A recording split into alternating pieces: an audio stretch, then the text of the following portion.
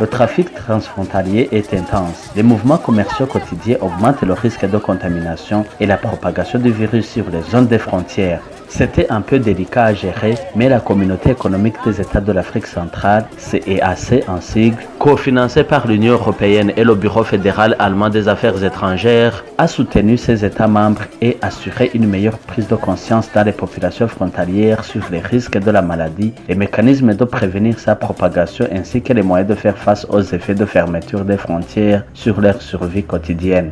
We had various meetings to make sure that we have the same common understanding on how we want to contain this COVID. Le programme frontalier de CEAC a donc travaillé ensemble avec les États membres du Rwanda et de la RDC en mettant en place une campagne de sensibilisation via un jeu de téléphone mobile. Il s'agit du jeu Wanji.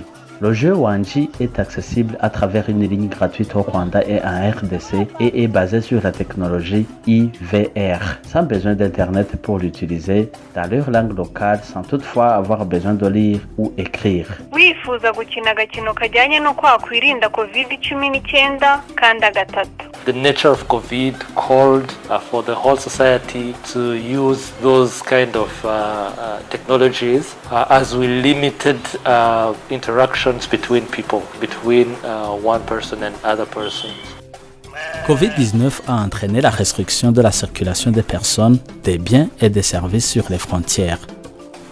Jean-Baptiste a toujours eu du mal à nourrir sa famille, mais sa situation a été aggravée par les réductions de l'offre du travail dues aux effets de la pandémie.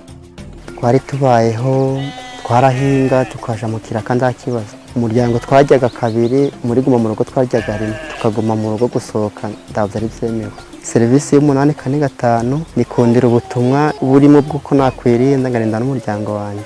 De l'autre côté, Béatrice est une commerçante transfrontalière et elle croit que l'information peut être utilisée pour augmenter la résilience de la population face aux contaminations extérieures et lutter contre la pauvreté. Nari numva amakuru yo ku munani kane gatanu ntabwo nari ndakabashe gusobanukirwa kwirinda covid ariko saizo mbyumviye nge n'umukire dushiramo indera ya metero kanyishura kuri code ku buryo twakirinda coronavirus.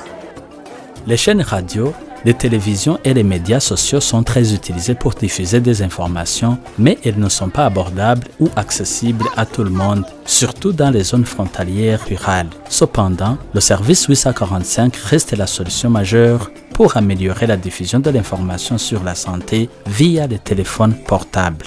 Ikaze ku mukino w'ubwirinzi ku bantu bambukiranya umupaka. Mbere yo gutangira umukino, twifuzaga kukubaza ibibazo bitatu byoroshye.